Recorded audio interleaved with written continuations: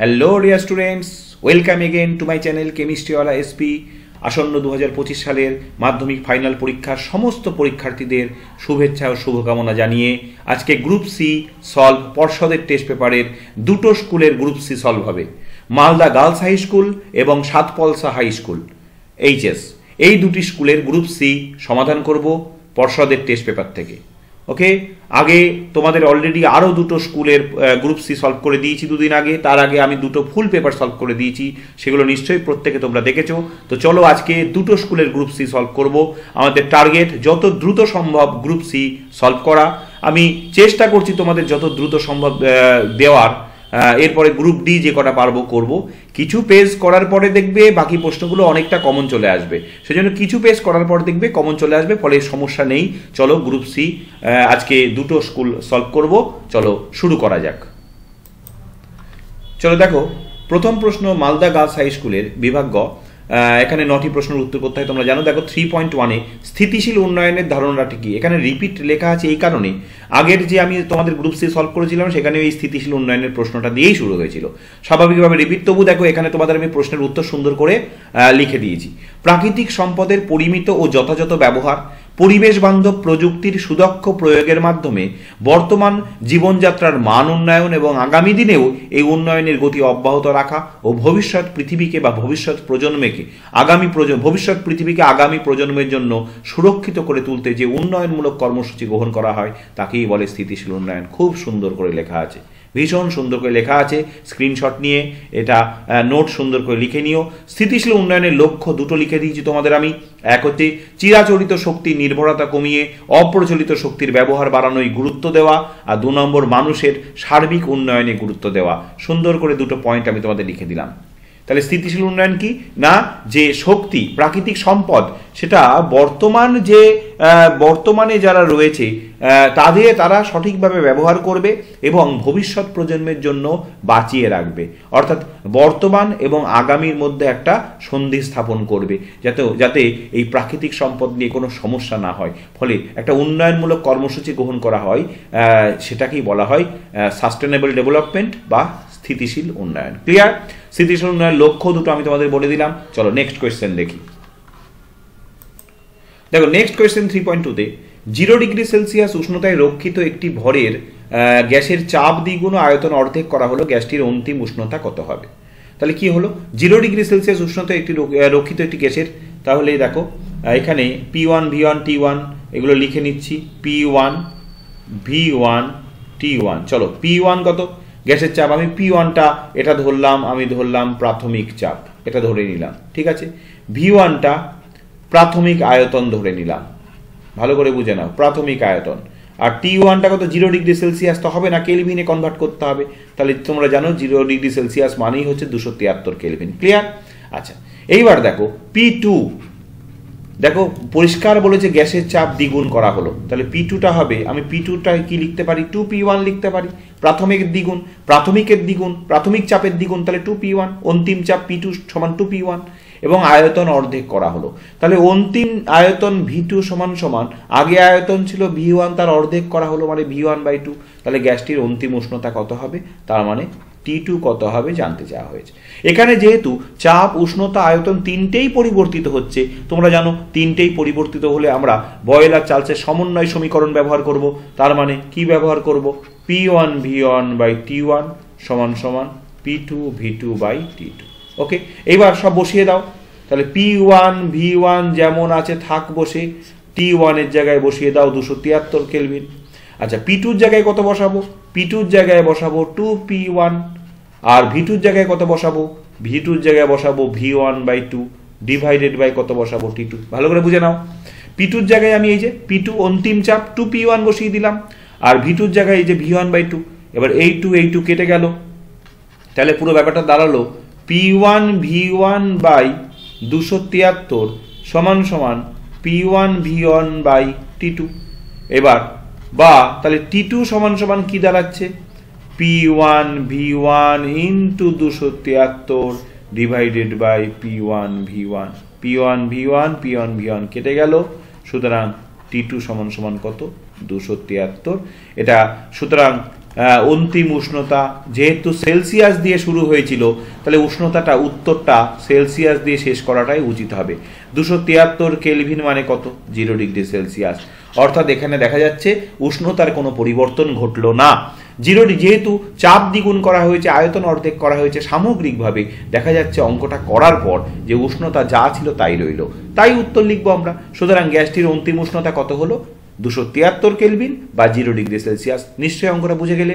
আমি সব এখানে P1 V1 T1 P2 V2 T2 সব বসিয়ে তোমাদের সুন্দর করে বুঝিয়ে দিলাম। তারপরে এগুলো ধরার পর আমি এখানে আসল যে সমীকরণটা P1 V1 বাই T1 সমান P2 V2 বাই T2 সেখানে পুট করে দিলাম, ব্যাস আলটিমেটলি এটা বেরোলো। ক্লিয়ার? চলো নেক্সট দেখি কি প্রশ্ন আছে। চলো নেক্সট অঙ্ক। অথবা স্থির চাপে কোনো নির্দিষ্ট ভরের গ্যাসকে 0 ডিগ্রি সেলসিয়াস থেকে 546 ডিগ্রি সেলসিয়াস উষ্ণতায় উত্তপ্ত করা হলো, গ্যাসটির অন্তিম আয়তনের সঙ্গে প্রাথমিক আয়তনের অনুপাত কত? আচ্ছা, প্রথমেই দেখে নাও স্থির চাপ কথাটা রয়েছে। স্থির চাপ না মানে তুমি সঙ্গে সঙ্গে কি বুঝে গেলে? চাপ স্থির থাকে কোথায়? চার্লসের সূত্রে। তাহলে বোঝাই গেল এই অঙ্কটা চার্লসের সূত্র অনুযায়ী হবে। এখন চার্লসের সূত্রের সমীকরণ কি আমরা জানি? চার্লসের সূত্র থেকে পাই, চার্লসের সূত্র থেকে আমরা কি পাই?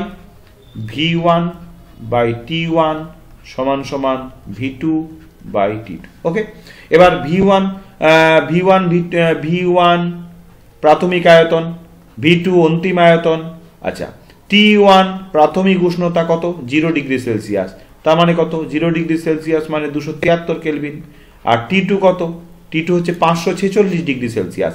যেহেতু এই দুটোর অনুপাত বের করতে হবে, এই দুটো এরকমই থাকবে, এর কোনো নির্দিষ্ট মান দেওয়া নেই। T2 কত? 546। তার মানে 273-এর সঙ্গে 546 যোগ করতে হবে, তবে কেলভিনে কনভার্ট। যেহেতু সেলসিয়াস আছে আমি কেলভিনে কনভার্ট করছি। তাহলে কত হচ্ছে? 6 আর 3 9, 7 আর 4 11, 5 6 7 8, তাহলে 819 কেলভিন। এবার এটা বসিয়ে দাও। সুতরাং V1, তাহলে V1 বাই T1 সমান V2 বাই T2, তাহলে V1 বাই V2 সমান সমান T1 বাই T2, তাই তো নাকি গো? T1 এখানে নিয়ে গেলাম, V2 এখানে নিয়ে চলে এলাম। সুতরাং V1 বাই V2 সমান সমান T1 কত? T1 273 আর T2 কত? 819। ঠিক আছে, তাহলে 273 819, 3 3 9, 3 7 21, তাহলে 3 দিয়ে এটা 1, এটা 3 দিয়ে কেটে গেল। সুতরাং V1 বাই V2 সমান সমান 1 বাই 3। দেয়ারফোর V2 সমান সমান কত হচ্ছে? 3V1। ব্যাস। কি জানতে চেয়েছে? বলছে গ্যাসটির অন্তিম আয়তনের সঙ্গে প্রাথমিক আয়তনের অনুপাত কত। তাই যদি হয় অন্তিম আয়তনের সঙ্গে, তাহলে অন্তিম আয়তনটা আগে লিখবো। তাহলে V2 বাই V1 সমান সমান তাহলে কত হচ্ছে? 3/1। Therefore V2 is to V1 সমান সমান কত হচ্ছে? 3:1। এটা না লিখলেও চলতো, এই বক্স করা জায়গাটা না লিখলেও চলতো। V1 বাই V2 সমান সমান 1/3। আমি V2টাকে উপরে নিয়ে গেলাম, V2 বাই V1, তাহলে 1/3টা উল্টে গেল, 3/1। Therefore V2 is to V1 3:1। যেহেতু আমার অন্তিম আয়তন কথাটা আগে বলেছে, প্রাথমিক আয়তন পরে বলেছে, তাহলে আমি আয়তনেও এই অনুপাতেও অন্তিম আয়তনটাকে আগে রাখলাম, প্রাথমিক আয়তনটাকে পরে রাখলাম। যদি বলতো প্রাথমিক আয়তন ও অন্তিম আয়তনের অনুপাত কত, তাহলে আমি V1 ইস টু V2 বের করতাম। ক্লিয়ার? অ্যাকর্ডিং টু কোয়েশ্চেন সবসময় কাজ করতে হয়। বোঝা গেল অঙ্কটা? চার্লসের সূত্র থেকে অঙ্কটা করলাম। V1 বাই T1 সমান V2 by T2, T1 T2 দুটোই দেওয়া ছিল, কিন্তু দেওয়া ছিল সেলসিয়াসে, কেলভিনে কনভার্ট করে নিয়েছি, দিয়ে বসিয়ে দিলাম। আলটিমেটলি কত পেলাম? V2 ইস টু V1 সমান 3:1। ওকে, চলো নেক্সট দেখি কি প্রশ্ন আছে। দেখো 3.3-তে আরও একটি অঙ্ক আছে, আলোর চ্যাপ্টার থেকে, একটি গুরুত্বপূর্ণ খুব সুন্দর অঙ্ক। 7 সেন্টিমিটার দৈর্ঘ্য বিশিষ্ট একটি বস্তুকে উত্তল লেন্স থেকে 12 সেন্টিমিটার দূরে রাখা হলো। লেন্স থেকে প্রতিবিম্বের দূরত্ব 24 সেন্টিমিটার হলে প্রতিবিম্বের দৈর্ঘ্য নির্ণয় করো। বেশ, তাহলে কি কি দেওয়া আছে সেগুলো আগে লিখে নাও তো। দেওয়া আছে কি? দেওয়া আছে বস্তু দূরত্ব। তাহলে লিখে নাও, বস্তু দূরত্ব সমান সমান কত সেন্টিমিটার? বস্তু দূরত্ব 12 সেন্টিমিটার। ওকে, আর প্রতিবিম্ব দূরত্বও দেওয়া আছে। আরও একটা জিনিস দেওয়া আছে, দেখো প্রতিবিম্ব দূরত্ব। প্রতিবিম্ব দূরত্ব সমান কত? প্রতিবিম্ব দূরত্ব সমান 24 সেন্টিমিটার, দুটোই দেওয়া আছে। আর দেওয়া আছে 7 সেন্টিমিটার দৈর্ঘ্য বিশিষ্ট বস্তু। তাহলে বস্তুর দৈর্ঘ্য দেওয়া আছে, বস্তুর দৈর্ঘ্য দেওয়া আছে কত? 7 সেন্টিমিটার, কিন্তু প্রতিবিম্বের দৈর্ঘ্যটা দেওয়া নেই। তাহলে প্রতিবিম্ব দৈর্ঘ্য সমান সমান জানতে চাওয়া হয়েছে। ঠিক আছে, চলো করে নিই। তাহলে আমরা কি জানি? আমরা জানি, দেখো আমরা এটা জানি, রৈখিক বিবর্ধন m সমান সমান আমরা জানি প্রতিবিম্ব দূরত্ব ডিভাইডেড বাই বস্তু দূরত্ব সমান সমান, এই সম্পর্কটা আমরা জানি প্রতিবিম্বের দৈর্ঘ্য ডিভাইডেড বাই বস্তুর দৈর্ঘ্য। এই সম্পর্কটা কিন্তু সবসময় মনে রাখবে, মাথায় রাখবে। এই সম্পর্কটা মাথায় রাখলে এই ধরনের অঙ্ক করা কোনো অসুবিধা নেই। রৈখিক বিবর্ধন m সমান সমান এটা। এবার এখানে দেখো রৈখিক বিবর্ধন বের করতে বলেনি, তাহলে এটা বাদ দাও। তাহলে দেখতে পাচ্ছি এটা সমান এটা সমান এটা, তাহলে এইটা সমান এইটা সমান এইটা যদি হয় তাহলে এটা সমান এটা। এবার দেখো বাদিকে দুটোই দেওয়া আছে, তাহলে বসিয়ে দাও ওটা। প্রতিবিম্ব দূরত্ব কত? 24 সেমি। বস্তু দূরত্ব কত? 12 সেমি, বসিয়ে দিলাম। ডান দিকে প্রতিবিম্বের দৈর্ঘ্যটা দেওয়া নেই, প্রতিবিম্ব দৈর্ঘ্য দেওয়া নেই, কিন্তু বস্তু দৈর্ঘ্য দেওয়া আছে 7 সেমি, বসিয়ে দাও। সুতরাং এইটা কেটে গেল 12 24, তাহলে 2 সমান সমান প্রতিবিম্বের দৈর্ঘ্য বাই 7। সুতরাং দেখো বেরিয়ে গেল যে প্রতিবিম্ব দৈর্ঘ্য সমান সমান কত সেমি? 14 সেমি। ওকে, এখানে যদি এই অঙ্কটাই তোমার রৈখিক বিবর্ধন বের করতে বলতো, ব্যাস রৈখিক বিবর্ধন কত হতো? রৈখিক বিবর্ধন মানে প্রতিবিম্বের দূরত্ব বাই বস্তু দূরত্ব, এর দুটো ভ্যালুই দেওয়া ছিল, তাহলে 24/12, তার মানে 2 হতো। রৈখিক বিবর্ধন কত হতো? 2। ক্লিয়ার? রৈখিক বিবর্ধন হতো 2। তাহলে কত হলো? প্রতিবিম্বের দৈর্ঘ্য কত হলো? প্রতিবিম্বের দৈর্ঘ্য হলো কত হলো? প্রতিবিম্বের দৈর্ঘ্য হলো 14 সেন্টিমিটার। ক্লিয়ার? খুব সুন্দর একটি অঙ্ক। প্রতিবিম্বের দৈর্ঘ্য হলো 14 সেন্টিমিটার। চলো নেক্সট কোয়েশ্চেনে যাই। দেখো পরের প্রশ্ন রয়েছে, অথবা কোন ধর্মকে কাজে লাগিয়ে কোন লেন্সকে বিবর্ধক কাঁচ হিসেবে ব্যবহার করা হয়? অবশ্যই আমরা জানি যে উত্তল লেন্সকে বিবর্ধক কাঁচ হিসাবে ব্যবহার করা হয়। বিবর্ধক কাঁচ হিসাবে ব্যবহার করা হয়। এবার ধর্মটা কি করা হয়? উত্তল লেন্সের, ভালো করে দেখে নাও, উত্তল লেন্সের এটা ধরে নিলাম ফোকাস, এটা ধরে নিলাম ফোকাস। উত্তল লেন্সের যদি আলোক কেন্দ্র এবং ফোকাসের মাঝামাঝি কোনো জায়গায় কোনো বস্তুকে রাখা যায়, তাহলে দেখো কি হচ্ছে, একটু দেখো। এখান থেকে গেল, এখান থেকে আলোকরশ্মি ফোকাস দিয়ে বেরিয়ে গেল, আর আরেকটা আলোকরশ্মি একদম আলোক কেন্দ্রের মধ্যে দিয়ে সোজা বেরিয়ে যাবে। এবার এই দুটোকে যদি পেছন দিকে বর্ধিত করা যায়, দেখো পেছন দিকে যদি বর্ধিত করা যায়, তাহলে এই যে, তাহলে এটা যদি পি কিউ হয়, তাহলে এটা হলো পি প্রাইম কিউ প্রাইম। অর্থাৎ এখানে দেখা গেল প্রতিবিম্বটা অবশ্যই বস্তুর থেকে অনেক বড়, বিবর্ধিত। তাহলে কি পাওয়া গেল? বিবর্ধিত প্রতিবিম্ব পাওয়া গেল। এই যে ধর্মটাকে কাজে লাগিয়ে উত্তল লেন্সকে বিবর্ধক কাঁচ হিসেবে ব্যবহার করা হয়। তাহলে শর্তটা কি? শর্তটা হচ্ছে বস্তুটাকে অবশ্যই উত্তল লেন্সের আলোক কেন্দ্র এবং ফোকাসের মাঝামাঝি কোথাও রাখতে হবে, তাহলে যে প্রতিবিম্বটা পাবো সেটা বিবর্ধিত প্রতিবিম্ব পাবো। এই ধর্মকে কাজে লাগিয়ে উত্তল লেন্সকে বিবর্ধক কাঁচ হিসেবে ব্যবহার করা হয়। 3.4 দেখো, ফিউজ তার কি এর বৈশিষ্ট্য লেখো। Very very very very very very very very important question, ভীষণ গুরুত্বপূর্ণ প্রশ্ন। এর উত্তরটা আমি সুন্দর করে তোমাদের লিখে দিলাম। আসলে দুই ধরনের প্রশ্ন গ্রুপ সিতে আছে, একটা হচ্ছে ইনফরমেটিভ কোয়েশ্চেন, সংজ্ঞা, পার্থক্য, ব্যাখ্যা ইত্যাদি ইত্যাদি। আরেক ধরনের প্রশ্ন আছে ম্যাথামেটিক্স, কনসেপচুয়াল বিভিন্ন প্রশ্ন। কনসেপচুয়াল প্রশ্ন, অঙ্ক, এগুলো তোমাদের আমি সুন্দর করে বুঝিয়ে দিচ্ছি, কোনো প্রবলেম নেই। কিন্তু যেগুলো ইনফরমেটিভ টাইপের সেগুলো আমি তোমাদের সুন্দর করে এখানে তথ্য দিয়ে উত্তর লিখে দিয়েছি, সুন্দর করে নোট আকারে লিখে দিয়েছি, তোমরা স্ক্রিনশট নিয়ে এগুলো সুন্দর করে লিখে নিও। ক্লিয়ার? কারণ এখানে যদি আমি পুরো ব্যাপারটা আবার লিখতে যাই তাহলে ভিডিওটা অসম্ভব বড় হয়ে যাবে। ঠিক আছে? সেই জন্য আমি আগে থেকে এগুলো তোমাদের জন্য রেডি করে রেখেছি নোট আকারে, এগুলো দেখে নিও। তাহলে দেখো ফিউজ তার কি?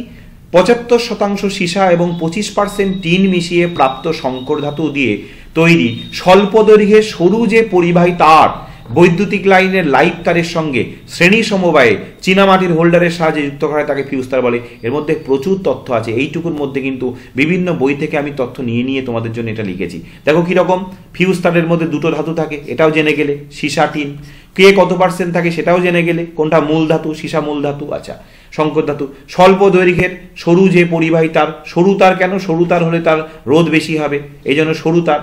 বৈদ্যুতিক লাইনের কার সঙ্গে যুক্ত থাকে, লাইভ তারের সঙ্গে, এটাও প্রশ্ন আসে পরীক্ষায়। বৈদ্যুতিক লাইন কার সঙ্গে যুক্ত থাকে, কোন সমবায়ে যুক্ত থাকে, দেখো আরও একটা প্রশ্ন পেয়ে গেলে। তাহলে এই দু লাইনের মধ্যে কিন্তু অনেকগুলো প্রশ্নের উত্তর রয়েছে। হ্যাঁ, তাকে বলে ফিউজ তার। ওকে, এবার ফিউজ তারের বৈশিষ্ট্য দেখো নিচে লেখা আছে, দুটো দিয়েছি, এক হচ্ছে উচ্চ রোধ বিশিষ্ট আর 2 নম্বর নিম্ন গলনাঙ্ক। ফিউজ তারের রোধ অনেক বেশি হওয়া উচিত, কারণ রোধ বেশি হলে প্রচুর পরিমাণে, যেহেতু H প্রপোর্শনাল টু R, রোধ যার যত বেশি সেখানে তাপ বেশি উৎপন্ন হবে, তাপ বেশি উৎপন্ন হচ্ছে, আবার দেখো গলনাঙ্কটা কম। গলনাঙ্ক কম করার জন্যই কিন্তু এইরকমভাবে দুটো ধাতু মিশিয়ে বিশেষ উপায়ে এই একটা সংকর ধাতু তৈরি করা হয়। ঠিক আছে, তাহলে নিম্ন গলনাঙ্কের হওয়ার জন্য কি হয়, যে প্রয়োজন অতিরিক্ত তড়িৎ প্রবাহ ওর মধ্যে দিয়ে প্রবেশ করলেই তারটা কি হয়, কেটে গিয়ে বিদ্যুৎ সংযোগ বিচ্ছিন্ন করে, বাড়ির বৈদ্যুতিক যন্ত্রপাতি সব রক্ষা পায়। ক্লিয়ার? চলো নেক্সট প্রশ্ন দেখি। নেক্সট কোয়েশ্চেন দেখো, তড়িৎযোজী ও সমযোজী যোগের দুটি পার্থক্য লেখো। কিন্তু পার্থক্য লেখার ক্ষেত্রে তোমার কোনো স্বাধীনতা নেই, এখানে কিন্তু দুটো টপিক বলে দিয়েছে, এই দুটো পয়েন্ট বলে দিয়েছে, এই দুটো পয়েন্টের উপর বেস করে তোমাকে পার্থক্যটা লিখতে হবে। 1 নম্বর হচ্ছে দ্রাব্যতা আর 2 নম্বর হচ্ছে স্ফুটনাঙ্ক। ক্লিয়ার? এই দুটো পয়েন্টের উপরেই লিখতে হবে। দেখো প্রথমে যেটা রয়েছে দ্রাব্যতা, তড়িৎযোজী যৌগ। আমরা কি জানি? আমরা জানি যে তড়িৎযোজী যৌগ যারা হয়, তড়িৎযোজী যৌগ সাধারণত কি হয়, সাধারণত জলে দ্রাব্য এবং জৈব দ্রাবকে অদ্রাব্য, এটা আমরা জানি। আর সমযোজী যৌগ যারা হয়, সমযোজী যৌগ, এখানে হেডিং ছিল উপরের নিচে না লিখলেও হবে, সমযোজী যৌগরা যারা হয় তারা জলে অদ্রাব্য কিন্তু জৈব দ্রাবকে দ্রাব্য সাধারণত। হ্যাঁ, ব্যতিক্রম থাকতেই পারে। তাহলে বুঝে নাও, তড়িৎযোজী যৌগরা সাধারণত কি হয়, জলে দ্রাব্য হয় আর জৈব দ্রাবকে অদ্রাব্য হয়। আর সমযোজী যৌগ যারা হয় তারা জলে অদ্রাব্য হয় কিন্তু জৈব দ্রাবকে দ্রাব্য হয়। এটা একটা পার্থক্য হয়ে গেল। 2 নম্বর দেখো স্ফুটনাঙ্ক। তোমরা জানো সাধারণত তড়িৎযোজী যৌগদের স্ফুটনাঙ্ক কি হয়, স্ফুটনাঙ্ক অপেক্ষাকৃত বেশি হয়। গলনাঙ্ক স্ফুটনাঙ্ক অপেক্ষাকৃত বেশি। আর সমযোজী যৌগদের স্ফুটনাঙ্ক অপেক্ষাকৃত কম, মনে রেখো। ক্লিয়ার? তাহলে কি বললাম, তড়িৎযোজী যৌগদের গলনাঙ্ক স্ফুটনাঙ্ক অপেক্ষাকৃত বেশি আর সমযোজী যৌগদের স্ফুটনাঙ্ক অপেক্ষাকৃত কম। কেন? কারণ কি, তড়িৎযোজী যৌগদের দুটো বিপরীতধর্মী আয়ন ক্যাটায়ন অ্যানায়নের মধ্যে তীব্র আকর্ষণধর্মী স্থির তড়িৎাকর্ষণ বল কাজ করে, ফলে আয়নগুলোকে খুব শক্তভাবে ধরে রাখে, ফলে এদের পরস্পর থেকে আলাদা করতে অনেক শক্তির প্রয়োজন হয়, তাই গলনাঙ্ক স্ফুটনাঙ্ক অনেক বেশি। আর সমযোজী যৌগের ক্ষেত্রে দুর্বল ভ্যান ডার ওয়ালস আকর্ষণ বল কাজ করে, ফলে অণুগুলোকে পরস্পর থেকে পৃথক করতে খুব বেশি শক্তির প্রয়োজন হয় না, তাই এদের গলনাঙ্ক স্ফুটনাঙ্ক অপেক্ষাকৃত কম। চলো নেক্সট কোয়েশ্চেন 3.6 কি বলছে, এমন একটি সমযোজী যৌগের উদাহরণ দাও যার জলীয় দ্রবণ তড়িৎ পরিবহন করে। দেখো এটা একটা ব্যতিক্রমী প্রশ্ন এবং ভীষণ ইম্পর্টেন্ট প্রশ্ন। বহু জায়গায় এই প্রশ্নটা আছে, বহু জায়গায়। কারণ কি, সমযোজী যৌগ সাধারণত তড়িৎ পরিবহন করে, ব্যাপারটা বিপরীতধর্মী হয়ে গেল। সমযোজী যৌগরা সাধারণত তড়িৎ পরিবহন করতে পারে না, কারণ সমযোজী যৌগরা আয়নিত হয় না, এটাই তোমরা জানো। কিন্তু সমযোজী যৌগ হওয়া সত্ত্বেও জলীয় দ্রবণ তড়িৎ পরিবহন করে এমন একটা উদাহরণ অবশ্যই, সেটা হলো কি হবে, সেটা হচ্ছে হাইড্রোজেন ক্লোরাইড। ওকে, হাইড্রোজেন ক্লোরাইড HCl, কারণ HCl কে জলে দ্রবীভূত করলে এর জলীয় দ্রবণের সঙ্গে সঙ্গে কি করে, হাইড্রোনিয়াম আয়ন তৈরি হয় আর Cl- আয়ন। এই যে আয়ন তৈরি হচ্ছে, ক্যাটায়ন এবং অ্যানায়ন, এই আয়ন তৈরি হওয়ার জন্য যে সোডিয়াম হাইড্রোজেন ক্লোরাইডের জলীয় দ্রবণ কি করতে পারে, তড়িৎ পরিবহন করতে পারে। কারণ জানো তোমরা, জলীয় দ্রবণে বা কোনো দ্রবণে তড়িৎ পরিবহন কারা করে, আয়ন। যেহেতু HCl জলীয় দ্রবণে আয়ন উৎপন্ন করতে পারলো, তাই এরা তড়িৎ পরিবহন করতে পারে। ক্লিয়ার? চলো নেক্সট কোয়েশ্চেন দেখি। অথবা দেখো একটা প্রশ্ন আছে, N2 গ্যাসের অণুতে কোন জাতীয় বন্ধন উপস্থিত? আচ্ছা, N2 গ্যাসের অণুতে তোমরা দেখতেই পাচ্ছ এখানে নাইট্রোজেনের এই অণুতে দুটো নাইট্রোজেন পরমাণু আছে। এখন নাইট্রোজেন কি তোমরা তো জানো, নাইট্রোজেন অধাতু, তাই তো, নাইট্রোজেন অধাতু। তাহলে দুটো অধাতুর মধ্যে কোন ধরনের বন্ধন থাকে তোমরা তো জানো।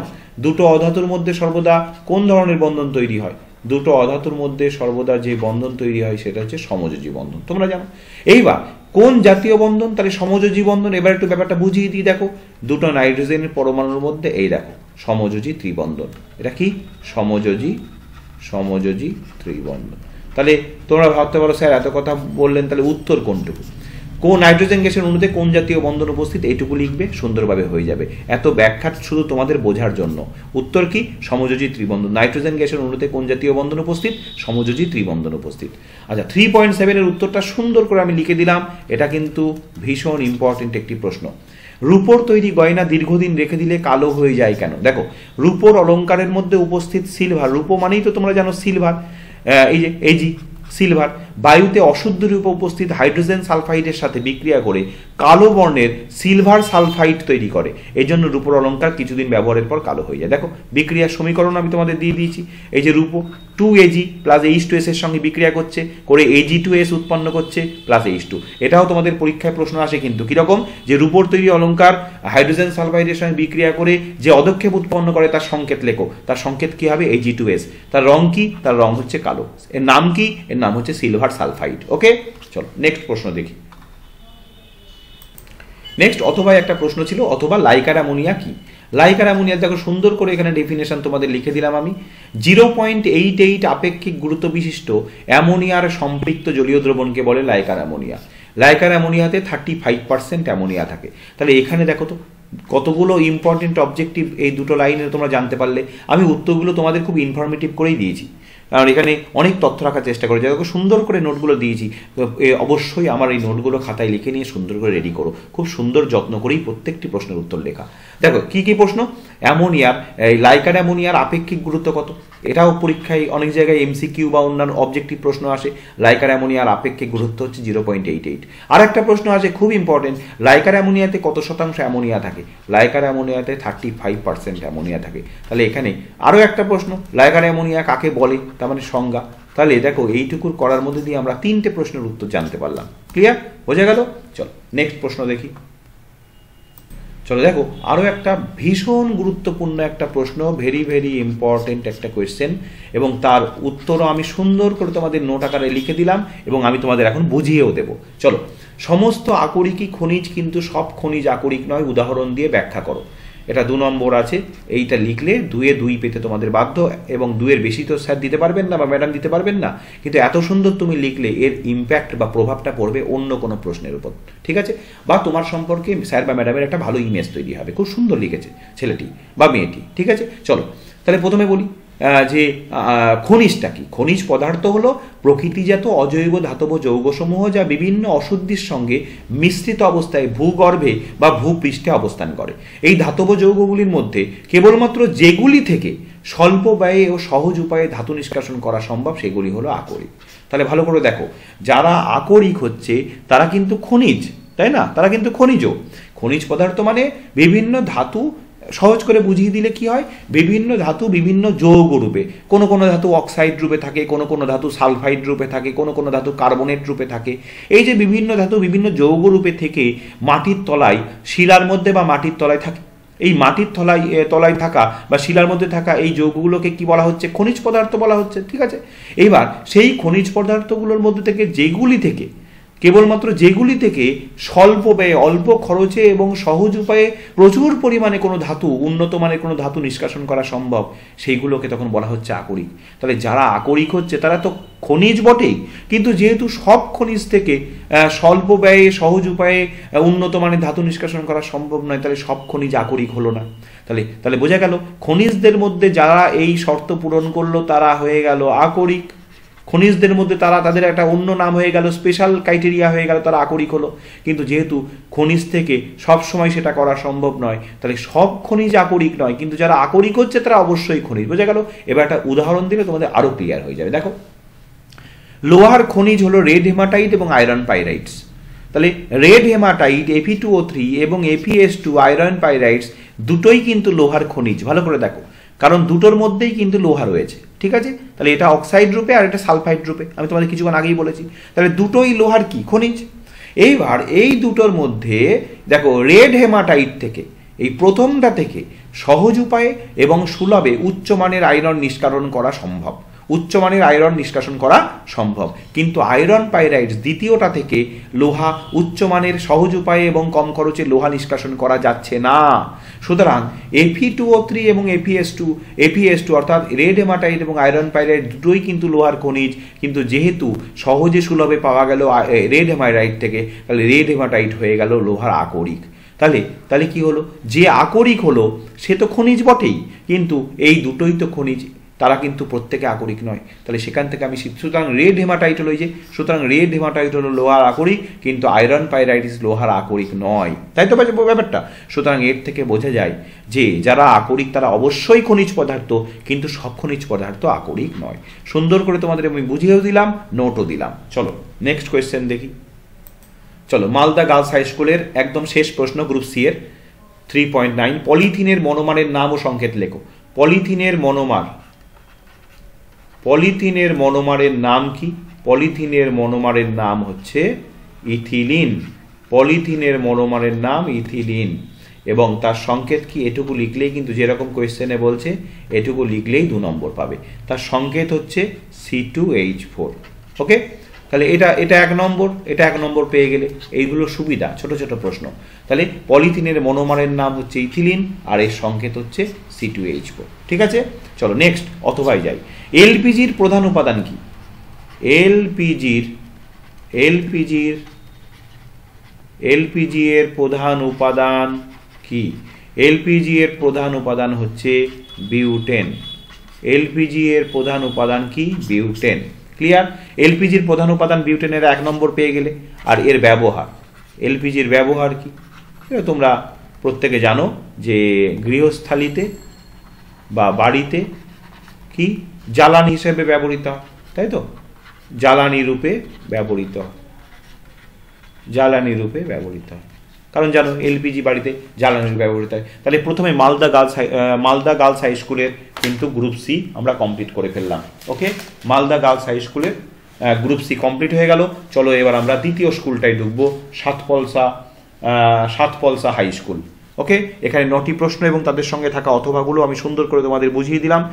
বুঝতে কোনোটা অসুবিধা হলে আমাকে বলো, আমি পরে আবার বুঝিয়ে দেবো, কোনো সমস্যা নেই। চলো নেক্সট স্কুলে যাই। চলো এবার আমরা সাতপলসা হাই স্কুল শুরু করছি, এইচএস গ্রুপ সি 3.1। স্থিতিশীল উন্নয়ন বলতে কি বোঝো? দেখেছো এখানে রিপিট লেখা আছে। প্রতিটা প্রশ্নে, প্রতিটা স্কুল কিন্তু প্রথম প্রশ্নটা এটা থাকছেই, তাই স্থিতিশীল উন্নয়ন এই প্রশ্নটা কিন্তু ভীষণ ভীষণ ভীষণ ইম্পর্টেন্ট কোয়েশ্চেন। ওকে, স্থিতিশীল উন্নয়ন, যেহেতু আমি এই ভিডিওতেই তোমাদের আমি স্থিতিশীল উন্নয়ন বুঝিয়েছি, সেই জন্য এটা আর কিছু করলাম না, অথবাটাই গেলাম। অথবাই কি বলছে? বায়োফুয়েল বলতে কি বোঝায়? উদাহরণ দাও। দেখো সুন্দর করে আমি এখানে লিখে দিয়েছি, বায়োফুয়েল উদ্ভিদের মৃত অংশ এবং প্রাণীর বর্জ্য পদার্থ জ্বালানি রূপে ব্যবহৃত হয়ে শক্তি উৎপন্ন করে, একে বায়োফুয়েল বলে।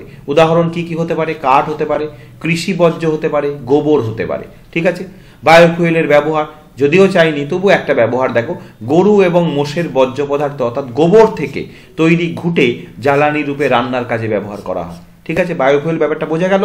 বায়োফুয়েল উদ্ভিদের মৃত অংশ এবং প্রাণীদের বর্জ্য পদার্থ, যেমন এই যে প্রাণীদের বর্জ্য পদার্থ মানে যে গরু মোষের বর্জ্য পদার্থ, এই যে গোবর থেকে কি তৈরি করা হলো? ঘুঁটে তৈরি করা হলো, যেটা জ্বালানি রূপে ব্যবহৃত হয়। বোঝা গেল? এই যে শক্তি উৎপন্ন করা হচ্ছে একেই বায়োফুয়েল বলা হয়। বোঝা গেল? এই যে বর্জ্য পদার্থ, উদ্ভিদের মৃত অংশ প্রাণীর বর্জ্য পদার্থ, এরাই হচ্ছে বায়োফুয়েল। উদাহরণ আমি দিয়ে দিয়েছি এখানে, এবং তার একটা ব্যবহারও দিয়ে দিয়েছি যাতে তোমাদের সুবিধা হয়। ক্লিয়ার? চলো নেক্সট প্রশ্ন দেখো, অঙ্কটা ভালো করে দেখে নাও। 3.2তে একটা অঙ্ক দিয়েছে যে 27 ডিগ্রি সেলসিয়াস উষ্ণতায় 570 মিলিমিটার Hg চাপে 2.2 গ্রাম কার্বন ডাইঅক্সাইডের আয়তন 1.64 লিটার হলে সার্বজনীন গ্যাস ধ্রুবক আর এর মান কত? আচ্ছা, সার্বজনীন গ্যাস ধ্রুবক আর এর মান বের করতে হবে। তাহলে চলো প্রথমে যেটা করব, আমরা আদর্শ গ্যাস সমীকরণটা লিখে নিই। পিভি সমান সমান NRT, যেখানে N মোল সংখ্যা তোমরা জানো। তাহলে পি এর মানটা লিখে নাও। পি এর মান কত? 570 mmHg। তাহলে 570 mmHg, আমরা যেহেতু এখানে আয়তনটা লিটার এককে আছে, অতএব আমি আর এর মানটা লিটার অ্যাটমসফিয়ারে বের করতে চাইছি। তাহলে স্বাভাবিকভাবে পিটা অ্যাটমসফিয়ারে বের করতে হবে। এবার 570 অ্যাটমসফিয়ার বের করতে গেলে 570কে 760 দিয়ে ভাগ করতে হবে। ব্যাপারটা বোঝার চেষ্টা করো, 570কে 760 দিয়ে ভাগ করব। ক্লিয়ার? চলো, ভি কত? ভি বলেই দিয়েছে 1.64 লিটার। বেশ, বসিয়ে দিলাম। আচ্ছা, এন এর মান কত? এন মানে মোল সংখ্যা সমান সমান আমরা কি জানি W/m, অর্থাৎ গ্যাসের ভর বাই গ্যাসের আণবিক ওজন। গ্যাসের ভর কত? গ্যাসের ভর বলেই দিয়েছে, দেখো 2.2 গ্রাম কার্বন ডাইঅক্সাইড, আর কার্বন ডাইঅক্সাইডের আণবিক ওজন তোমরা জানো 44। বেশ, আর এর মান জানি না, আর এর মানটাই বের করতে হবে। আর টি এর মান দেখো 27 ডিগ্রি সেলসিয়াস বলেছে, তাহলে 273, এটাকে কেলভিনে নিয়ে যেতে গেলে এর সঙ্গে এটা হবে, তার মানে কত হলো 300। ক্লিয়ার? বোঝা গেল ব্যাপারটা? এবার সব কিছু পেলাম, বসিয়ে দাও এবার। তাহলে পি এর জায়গায় বসিয়ে দাও 570/760, ভি এর জায়গায় বসিয়ে দাও 1.64, এন এর জায়গায় বসিয়ে দাও 2.2/44, আর এর জায়গায় আরই রেখে দাও, আর টি এর জায়গায় বসিয়ে দাও 300। এইবার যেটা বের করতে হবে সেটাকে বাদিকে রাখলাম, সব ডান দিকে নিয়ে চলে গেলাম। তাহলে কত হবে? তাহলে হবে 570 ইন্টু 1.64 ইন্টু 44, নিচ থেকে এদিকে গেলে উপরে চলে যাবে, ডিভাইডেড বাই 760 ইন্টু 2.2 ইন্টু 300। বোঝা গেল ব্যাপারটা? আর যেহেতু আর এর মান বের করবো, সব ডান দিকে নিয়ে চলে গেলাম। এটা ক্যালকুলেশন করবে, ক্যালকুলেশন করে দেখি কত হচ্ছে, তারপর আমি তোমাদের বসাচ্ছি এখানে। চলো, ক্যালকুলেশন করে যেটা বেরোচ্ছে সেটা হচ্ছে 0.082। সুতরাং আর এর মান তোমরা জানো, লিটার অ্যাটমসফিয়ারে আর এর মান কত? 0.082। ব্যাস, ক্লিয়ার? এবার আমি এটা লিটার অ্যাটমসফিয়ারে বের করব বলে আমি আয়তনটা যেহেতু লিটারে আছে, আমি কি করলাম? চাপটাকে অ্যাটমসফিয়ারে নিয়ে এলাম। তুমি মনে করলে যে না, আমি সেন্টিমিটার সিজিএস এককে বের করব, তাহলে সিজিএস এককে বের করলে তখন কিন্তু তোমার ওই 1.64 লিটারটাকে আবার কিন্তু সেমি কিউবে নিয়ে যেতে হবে। ঠিক আছে? সেমি কিউব সেন্টিমিটার কিউবে নিয়ে যেতে হবে। ঠিক আছে? তাহলে এইভাবে তখন তুমি এটা ব্যবহার করতে পারো। যাই হোক, এটাই আমার মনে হলো সব থেকে ইজি। অঙ্কটা আরেকবার বুঝিয়ে দিই, চলো। আচ্ছা, 27 ডিগ্রি সেলসিয়াসকে কেলভিনে নিয়ে গেলাম, কোনো প্রবলেম নেই। 2.2 গ্রাম কার্বন ডাইঅক্সাইড কোথায় লাগলো? মোল সংখ্যার ওখানে লাগলো, কারণ এন মোল সংখ্যা আমরা জানি W/m, 2.2 আর আণবিক ওজন বসিয়ে দিলাম। আচ্ছা, ভি সরাসরি 1.64 লিটার বসিয়ে দিলাম, কিন্তু যেটা চেঞ্জ হলো, বুদ্ধি করতে হলো, সেটা হচ্ছে পি এর ক্ষেত্রে। কারণ পিটা দেওয়া আছে 570 মিলিমিটার এইচজি, আমি বের করবো অ্যাটমসফিয়ারে। মিলিমিটার এইচজিকে অ্যাটমসফিয়ারে নিয়ে যেতে গেলে 760 দিয়ে ভাগ করতে হবে। কেন ভাগ করতে হবে? কারণ 760 আমরা জানি 1 ATM সমান 760 mmHg, সেই জন্য ভাগ করতে হবে। এটিএমে নিয়ে এলাম, আয়তনটাকে লিটারে নিয়ে গেলাম, স্বাভাবিকভাবে আর এর যে মানটা বেরোলো সেটা কত হবে? আর এর মান হবে litre atmosphere mole inverse kelvin inverse. Okay, চলো নেক্সট প্রশ্ন দেখি। ওকে, চলো 3.3-তে দেখো, উত্তল লেন্সের সাহায্যে কিভাবে বস্তুর অসৎ, সমশীর্ষ এবং বিবর্ধিত প্রতিবিম্ব ঘটিত হয় তার চিত্র সহ ব্যাখ্যা করো। এটা রিপিট কোয়েশ্চেন, কারণ এই ভিডিওতেই দেখো আগের স্কুল মালদা গার্লস হাই স্কুলের এই প্রশ্নটাই ছিল যে কোন ধর্ম কাজে লাগিয়ে কোন লেন্সকে বিবর্ধক কাঁচরূপে ব্যবহার করা হয়। মনে রেখো, উত্তল লেন্সকে বিবর্ধক কাঁচরূপে ব্যবহার করা হয়, চিত্রসহ ব্যাখ্যা করো। এই প্রশ্নটা কিন্তু বহু জায়গায় আসছে, ফলে এই প্রশ্নটা কিন্তু বিভৎসভাবে, ভয়ঙ্করভাবে কিন্তু ইম্পর্টেন্ট। এটা ভালো করে তৈরি করো। ক্লিয়ার? তাহলে এটা আর বোঝালাম না, যেহেতু এই ভিডিওতেই তোমাদের আমি বোঝালাম কিছুক্ষণ আগে, এটা আর বোঝালাম না। চলো নেক্সট প্রশ্ন দেখি। নেক্সট কোয়েশ্চেন, অথবা প্রয়োজনীয় রশ্মিচিত্র সহযোগে দীর্ঘদৃষ্টি বা হাইপারমেট্রোপিয়ার কারণ, প্রকৃতি ও তার প্রতিকারের উপায় বর্ণনা করো। দেখো, এখানে আমি এক লাইনে একটু লিখে দিয়েছি, যদি চোখ দূরের বস্তুকে স্পষ্ট দেখতে পায় কিন্তু কাছের বস্তুকে স্পষ্ট দেখতে না পায়, তাহলে চোখের দৃষ্টিজনিত এই ত্রুটিকে দীর্ঘদৃষ্টি বা হাইপারমেট্রোপিয়া বলে। বেশ, এবার দেখো কারণটা কি। কারণটা হচ্ছে অক্ষিগোলকের আকার স্বাভাবিকের চেয়ে ছোট হলে অথবা সম্পূর্ণ শিথিল অবস্থায় চক্ষু লেন্সের ফোকাস দূরত্ব অক্ষিগোলকের ব্যাসের চেয়ে বড় হয়ে গেলে এই ত্রুটি দেখা যায়। কারণ বলে দিলাম। এবার একে আমি দেখাবো প্রতিকারের উপায়টা আগে বলে নিই, যে হাইপারমেট্রোপিয়া প্রতিকারের উপায় হচ্ছে উপযুক্ত ফোকাস দূরত্বের উত্তল লেন্সযুক্ত চশমা ব্যবহারে এই ত্রুটি দূর করা যায়। খুব সুন্দর করে লিখতে হবে। অনেকে শুধু উত্তল লেন্সযুক্ত চশমা বলে দেয়, কিন্তু এই কথাটা লেখাটা কিন্তু খুব জরুরি। উপযুক্ত ফোকাস দূরত্বের, উপযুক্ত ফোকাস দৈর্ঘ্যের বা ফোকাস দূরত্বের উত্তল লেন্সযুক্ত চশমা ব্যবহার করতে হবে। এবার তোমরা একটু দেখে নাও, আমি একটু এঁকে নিই, তারপর তোমাদের বোঝাচ্ছি। দেখো, এখানে এই যে দেখতেই পাচ্ছ যে 25 সেন্টিমিটার দূরত্বে রয়েছে, এখান থেকে আলোকরশ্মি এসে প্রতিষ্ঠিত হয়ে দেখো প্রতিবিম্বটা তৈরি হচ্ছে রেটিনার পেছনে। এইটা হচ্ছে রেটিনা, তাহলে প্রতিবিম্ব, এইটা যদি রেটিনা হয় তাহলে স্বাভাবিকভাবে দেখতেই পাচ্ছ প্রতিবিম্বটা তৈরি হচ্ছে কোথায়? রেটিনার পেছনে। তাহলে এইটা হচ্ছে রেটিনার পেছনে তৈরি হয় স্বাভাবিকভাবেই, তাহলে কি হচ্ছে? এই দৃষ্টিজনিত ত্রুটি তৈরি হলো।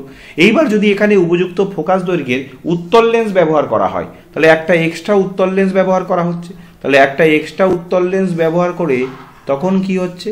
তখন স্বাভাবিকভাবেই একটা উত্তল লেন্স ব্যবহার করে একবার প্রথমে এখানে প্রতিষ্ঠিত হচ্ছে, হওয়ার পর আলোকরশ্মিটা এখানে গিয়ে এইবার দেখো এইবার রেটিনাতে প্রতিবিম্বটা তৈরি হচ্ছে। বোঝা গেল ব্যাপারটা?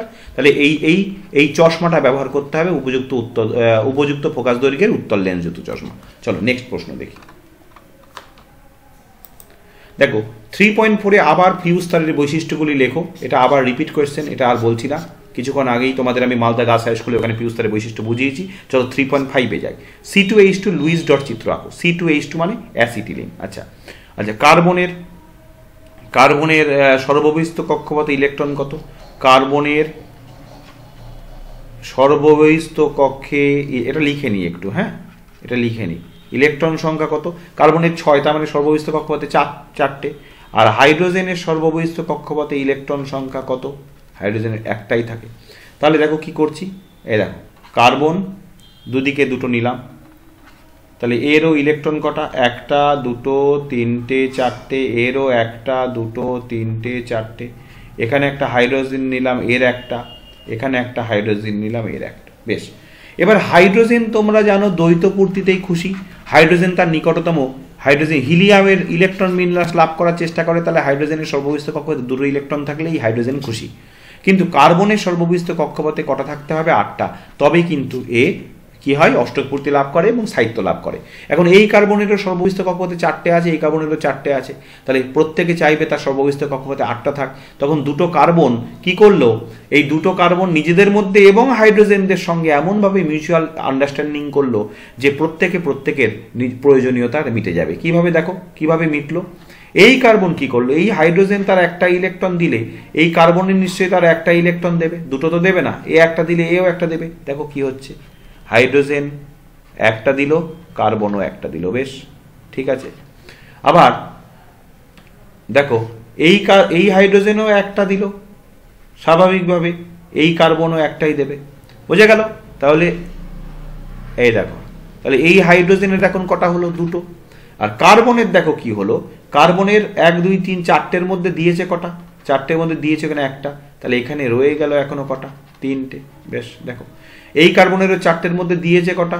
একটা, তাহলে রয়ে গেল কটা? 1, 2, 3টে। এইবার দেখো এই যে এই আবার এই কার্বনের দেখো এই আর এই হাইড্রোজেনের দেখো এই।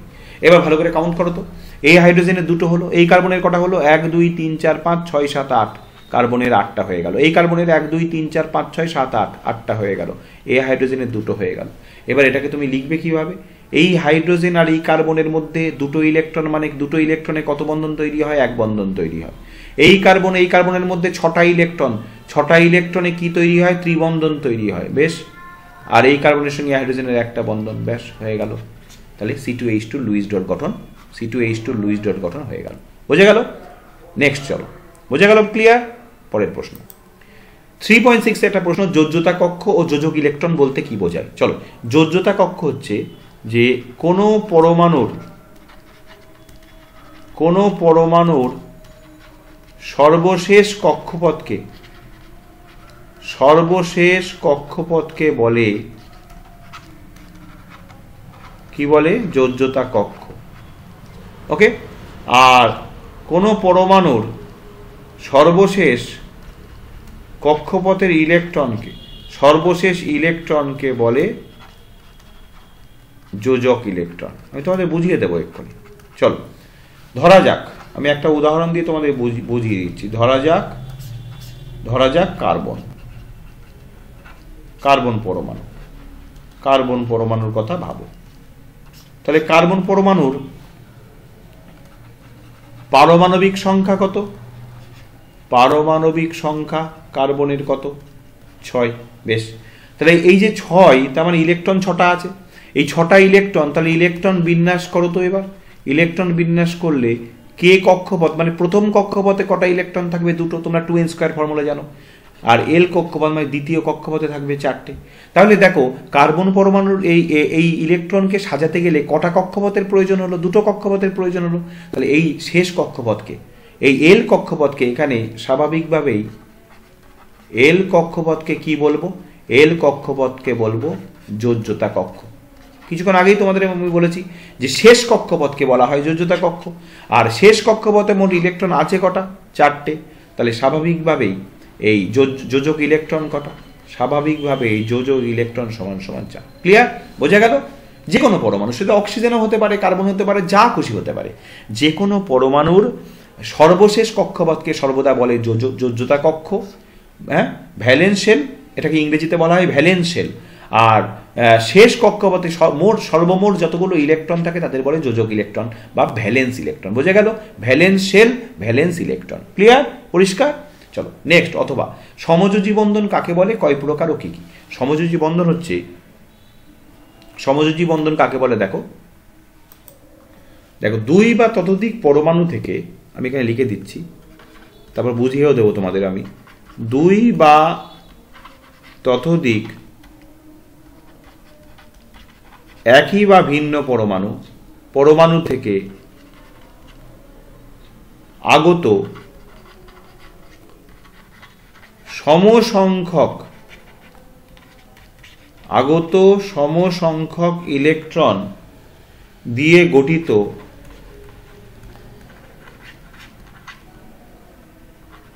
এক বা একাধিক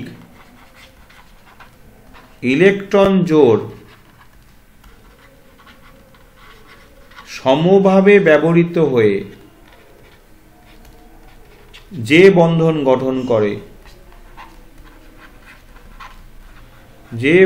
গঠন করে তাকে বলে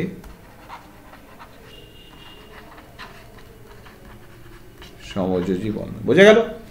2 বা ততোধিক পরমাণু থেকে আগত, দেখো কথাটাই বলছে সম মানে সমান, অর্থাৎ যোজী মানে যোজ্যতার ক্ষেত্রে, অর্থাৎ বন্ধন তৈরি করার ক্ষেত্রে সমান ভূমিকা। অর্থাৎ এ যদি 2টো ইলেকট্রন দেয়, তাহলে বিও অবশ্যই 2টো ইলেকট্রন দেবে। তারপরে এই যে মোট 4টে ইলেকট্রন দিয়ে কটা ইলেকট্রন জোড় হবে? 2টো ইলেকট্রন জোড় ব্যবহৃত হলো, এবং এই যে ইলেকট্রন জোড় সমভাবে ব্যবহৃত হবে। এই 4টে এও নিজের বলে মনে করবে, বিও নিজের বলে মনে করবে, তখন তাদের মধ্যে যে বন্ধন গঠিত হবে তাকে বলে সমযোজী বন্ধন। ক্লিয়ার? সমযোজী বন্ধন কয় প্রকার? সমযোজী বন্ধন 3 প্রকার। সমযোজী বন্ধন 3 প্রকার। কি কি? 1 নম্বর সমযোজী এক বন্ধন, উদাহরণ হাইড্রোজেন, এই যে 2টো হাইড্রোজেন পরমাণুর মধ্যে এক বন্ধন। 2 নম্বর রয়েছে সমযোজী দ্বিবন্ধন, ডাবল বন্ড, যেমন অক্সিজেন, এই যে দেখে নাও 2টো অক্সিজেন পরমাণুর মধ্যে ডাবল বন্ড। আর 3 নম্বর কি রয়েছে? সমযোজী ত্রিবন্ধন, কি? N2, নাইট্রোজেন, 2টো নাইট্রোজেন পরমাণুর মধ্যে ত্রিবন্ধন। ওকে, বোঝা গেল? চলো নেক্সট প্রশ্ন কি আছে দেখি। 3.7-এ নাইট্রোলিন প্রস্তুতির শর্ত ও বিক্রিয়া সমীকরণ লেখো। আচ্ছা, নাইট্রোলিন প্রস্তুতির শর্তটা আগে লিখে নিই। শর্ত: 1100 ডিগ্রি সেলসিয়াস উষ্ণতায় উত্তপ্ত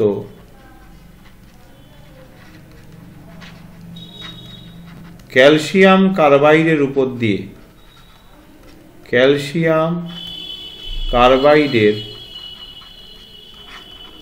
উপর দিয়ে নাইট্রোজেন গ্যাস চালনা করলে নাইট্রোলিন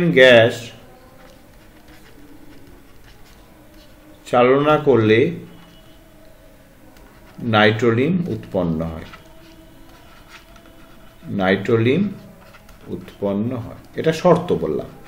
এবার বিক্রিয়া সমীকরণ লিখতে হবে। চলো, ক্যালসিয়াম কার্বাইড মানে CaC2 প্লাস নাইট্রোজেন, অ্যারো দাও, অ্যারোর উপরে লেখো 1100 ডিগ্রি সেলসিয়াস, তাহলে তৈরি হলো CaNCN প্লাস C। এই যে ক্যালসিয়াম সায়ানামাইড আর কার্বনের মিশ্রণ, এই ধূসর মিশ্রণকেই বলা হয় নাইট্রোলিন। এটা জমিতে সার হিসেবে ব্যবহৃত হয়। ঠিক আছে, এটাকে বলে CaN কে ক্যালসিয়াম সায়ানামাইড বলে। ক্যালসিয়াম সায়ানামাইড এবং কার্বনের এই ধূসর মিশ্রণ কি বলে? নাইট্রোলিন। চলো 3.8 কার্বন বিজারণ পদ্ধতির মূল নীতি সমীকরণ সহ লেখো। সুন্দর করে এখানে ছোট্ট করে লিখে দিয়েছি, যথেষ্ট।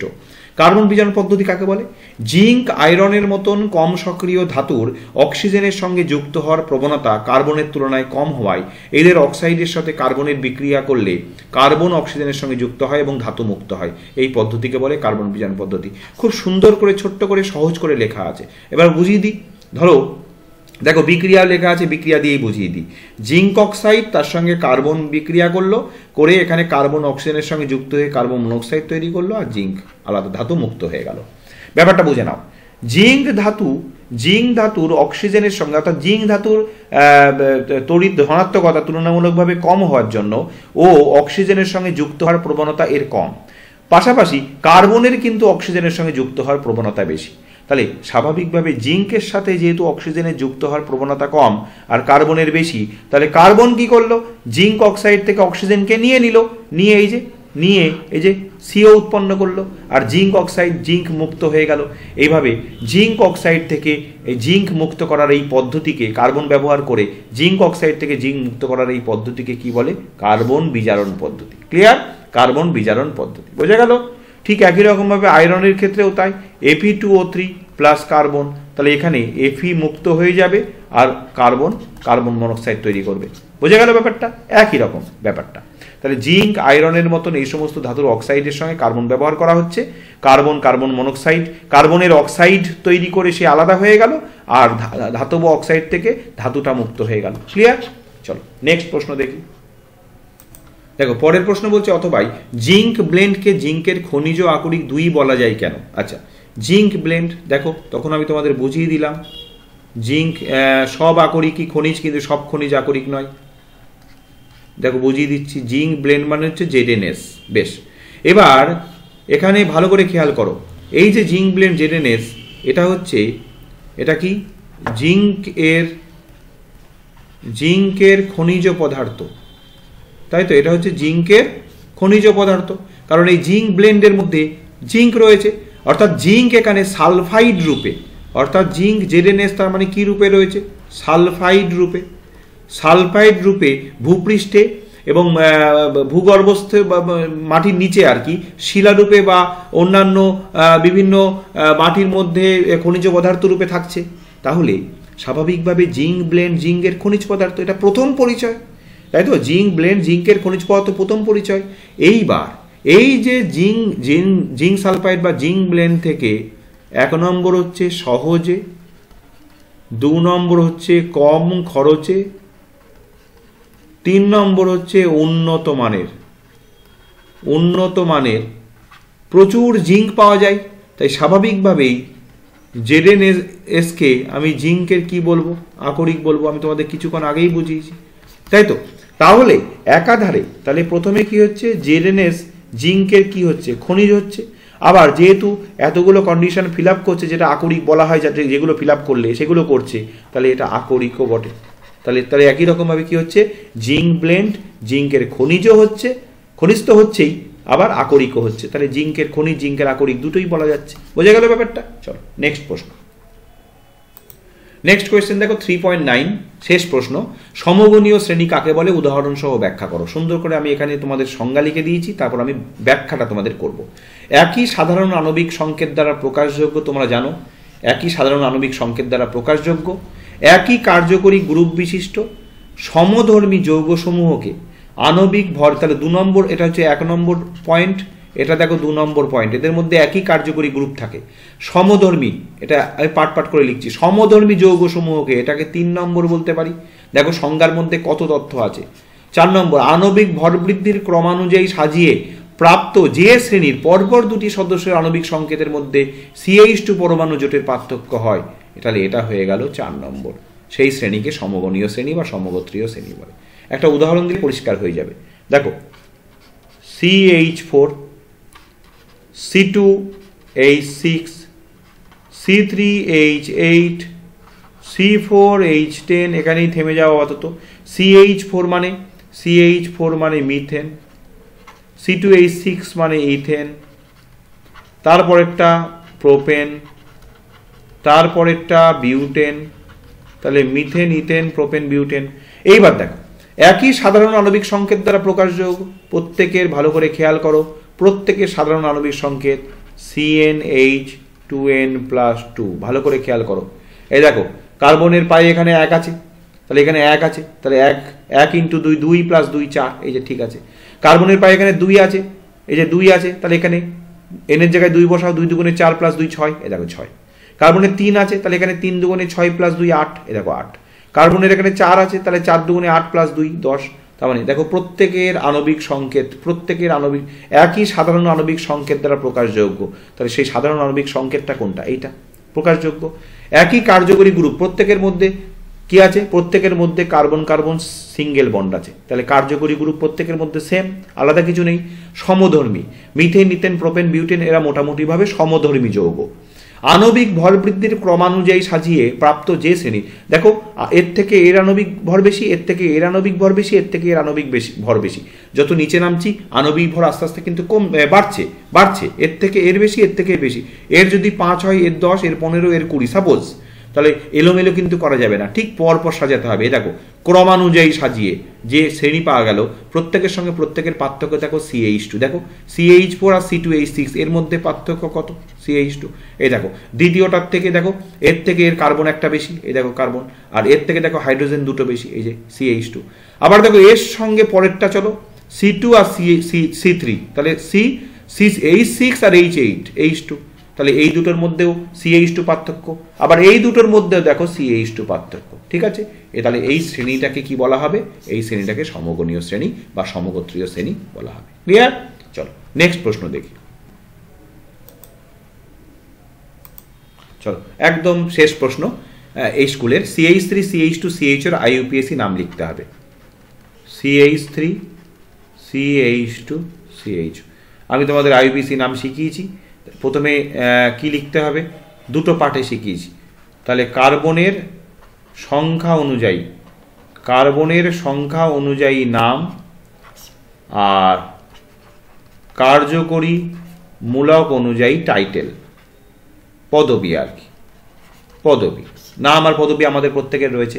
এখানে কার্বনের সংখ্যা গুণ 1 2 3টে, 3টে হলে মিথ ইথ প্রোপ, তাহলে 3টে কার্বন 3 হলে কি হয়?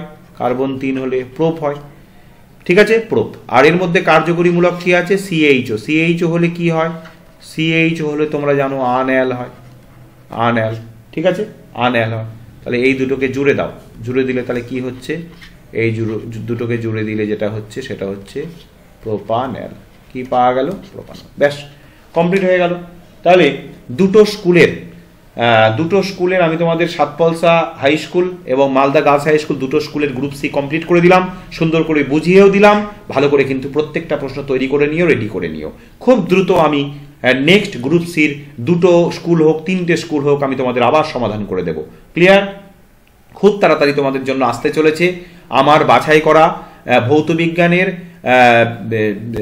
সিলেক্টেড বা নির্বাচিত ভৌতবিজ্ঞানের কিছু অঙ্ক, যে অঙ্কগুলো ঠিক বাইরে একটি প্রশ্ন তোমাদের মাধ্যমিক পরীক্ষায় আসবে না।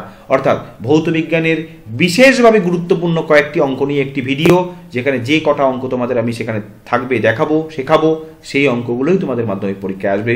ফলে অঙ্ক নিয়ে যাদের ভীতি তাদের আর কোনো চিন্তা নেই, সেই অঙ্কগুলো ভালো করে একটু দেখে যেও, সব অঙ্ক কমন পেয়ে যাবে। ক্লিয়ার? প্রত্যেকে ভালো থেকো, সুস্থ থেকো। খুব দ্রুত আবার তোমাদের সঙ্গে দেখা হবে।